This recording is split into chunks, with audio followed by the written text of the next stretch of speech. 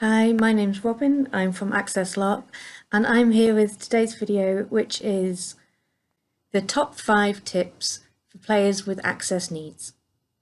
Now, you may have already seen on the Access LARP website that a guide for players has gone up recently, which is general access tips for players. And much like that, this video is aimed at a very broad audience. It's quite general, and I understand that obviously everybody has different access needs. There isn't going to be one thing which will suit everybody. But much like the access guide, this video is sort of looking at tips which work for a broad number of people with lots of different access needs. So they're either things which can be beneficial to a large number of people, or they're very easily adapted for your specific needs. And hopefully these are of particular use to any new players or anybody who is either LARPing for the first time or LARPing with an access need for the first time. It's something that's on my mind at the moment because Empire, the big one of the big fest LARPs in the UK, is coming up in a couple of weeks, which I will be going to. I have played it before. This year I'm going to be crewing, so it's a slightly different experience. But I know that for me personally, big fest LARPs are really tough on my body with my access needs. So I do my best to prepare for it. And that's sort of the sort of thing that we're looking at in these top 5 tips. Okay, so I will stop rambling and we will get on. So tip number 1 is talk to the organisers. This is one of the biggest things you can actually do, and one of the easiest things for many people.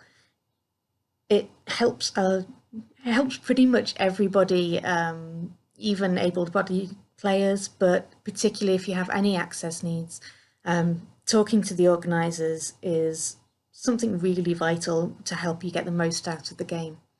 Now, hopefully there is plenty of information about the game and the game's accessibility already available when you first find out about the game or you first get interested in the game.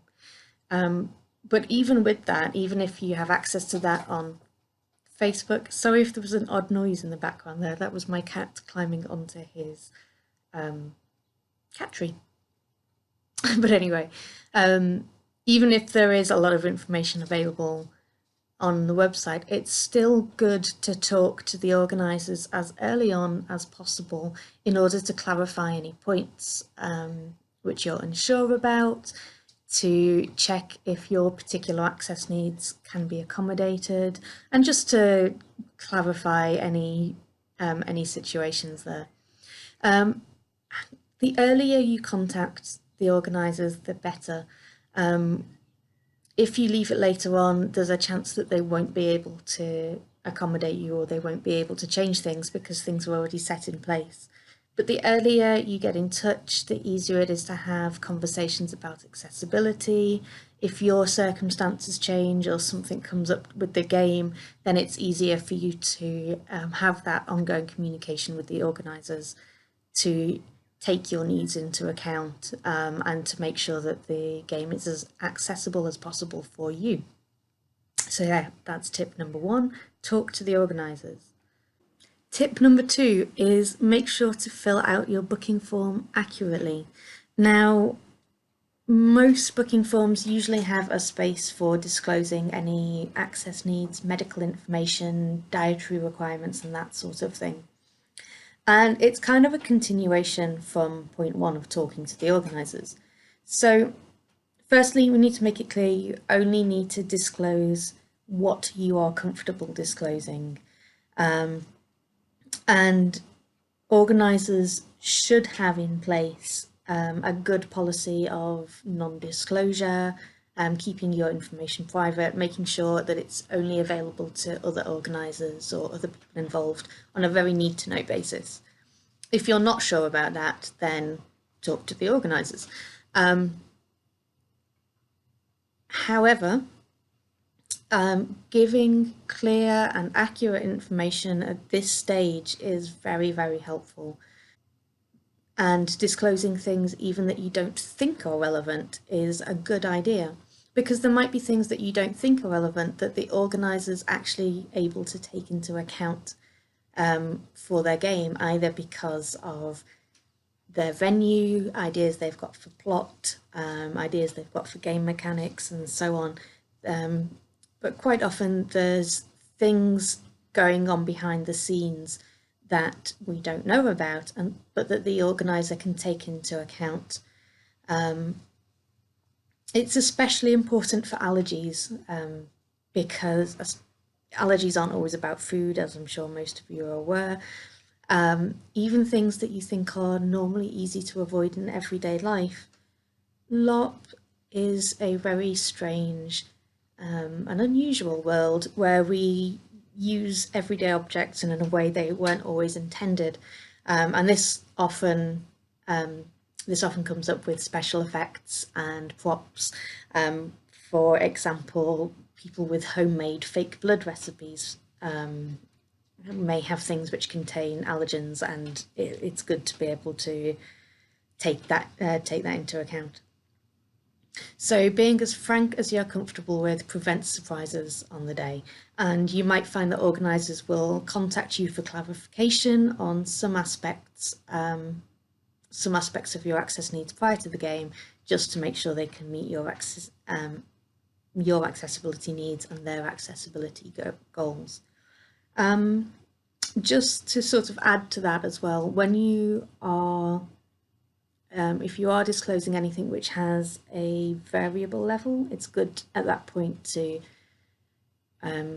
explain that it is variable, and also things which are mild in some people but very severe in other people, again using allergies as an example, indicating how severe or what type of an allergy or other condition can be really helpful as well.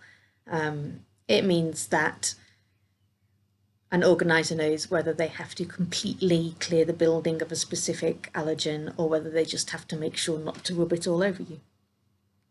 If, of course, you've consented to having things rubbed all over you. On to tip number 3, sorry. Plan ahead. Excuse me, I'm just gonna have some of my tea because I planned ahead and had a cup of tea with me while I was recording.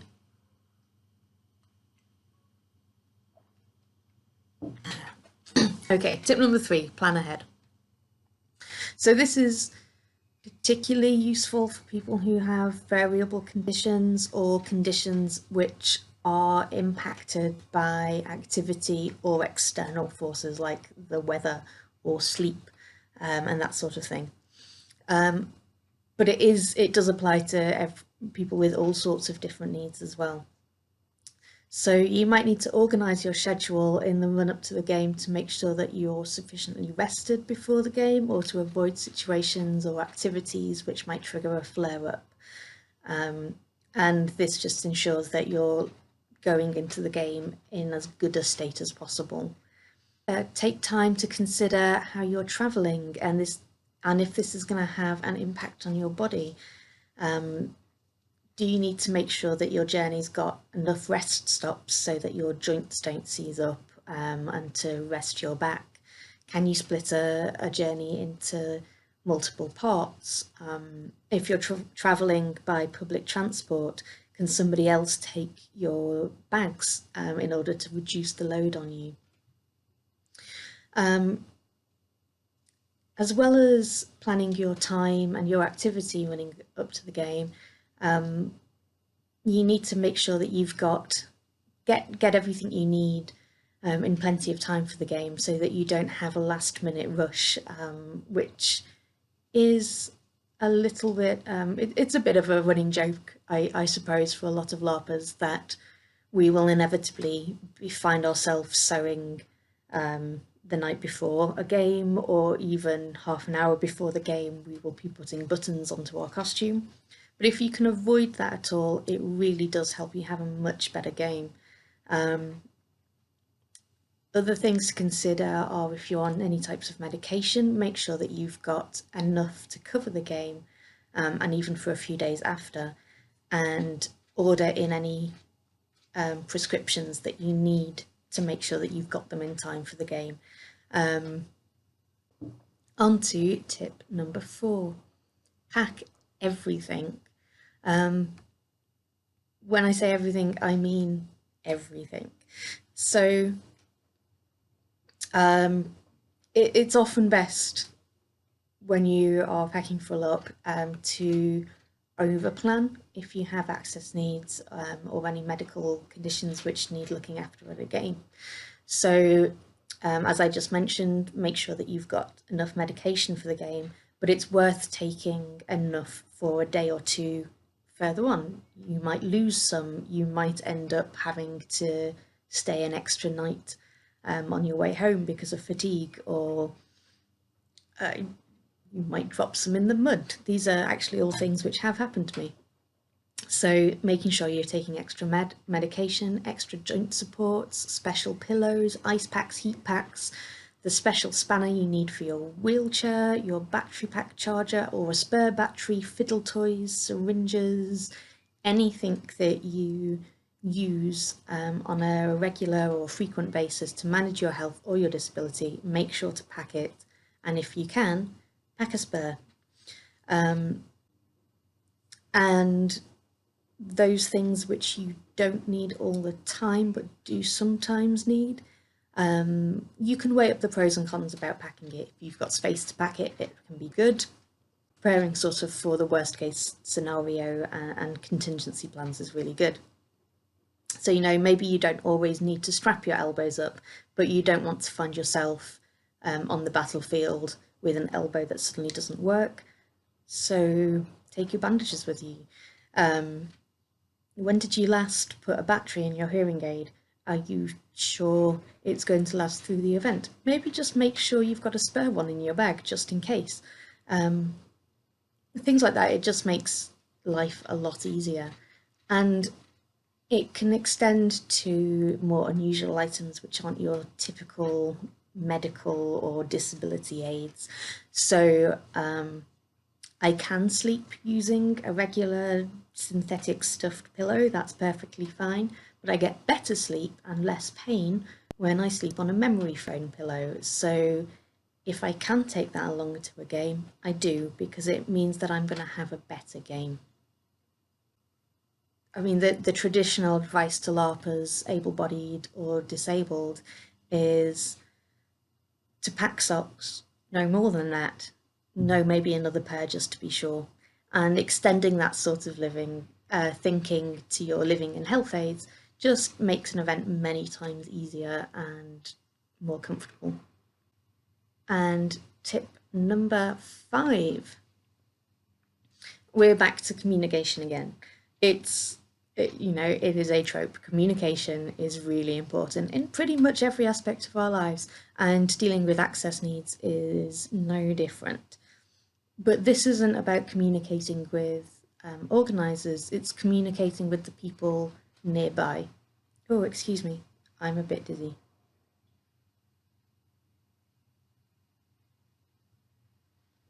It's communicating with the people you play with.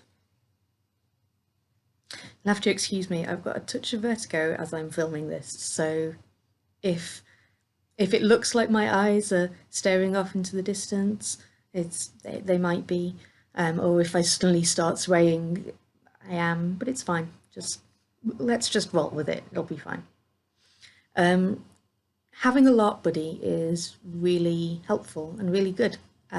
It's helpful for players of all types, but when you've got access needs or disability or a chronic illness, having a trusted person you will be spending a lot of time with during the game is really invaluable, and even better if you're part of a group who's playing together.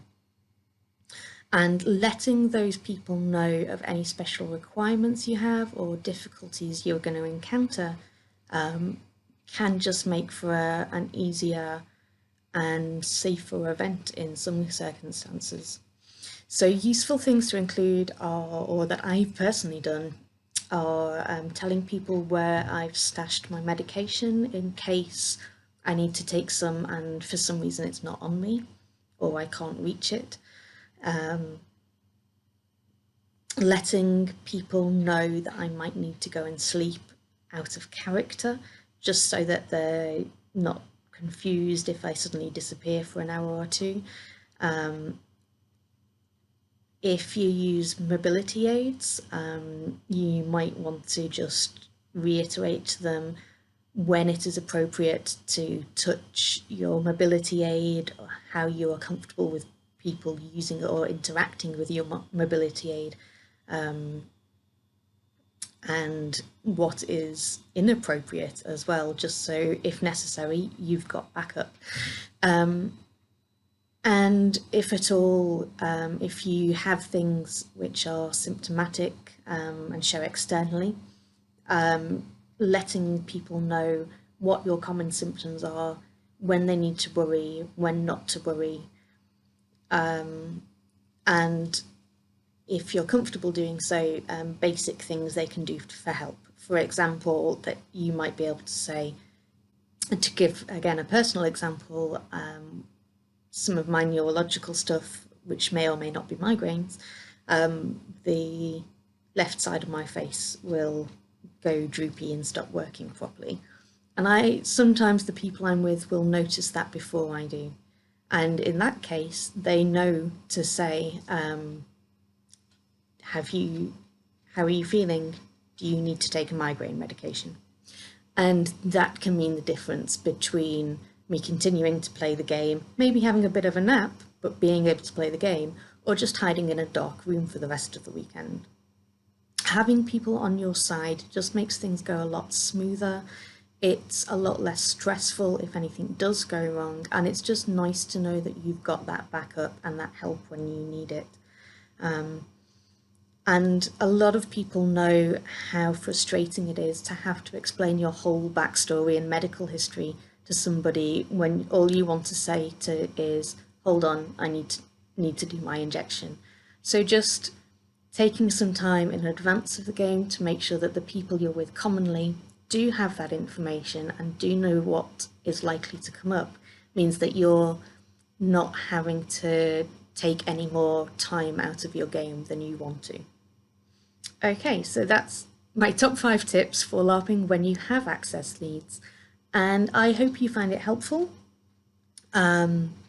If you have any games coming up, whether you're brand new to LARP, LARPing for the first time with an access need, or if you're an old hand at all this, I hope you have a great event and a great year of LARPing, whether you're playing or crewing. And yes, thank you for watching this video. And as a reminder, you can support Access LARP on Patreon. There is a link on the website and I'll put it in the description below. There's also the Access LARP Facebook group, which again, I'll add a link to below. So it's been great talking to you. Cheerio.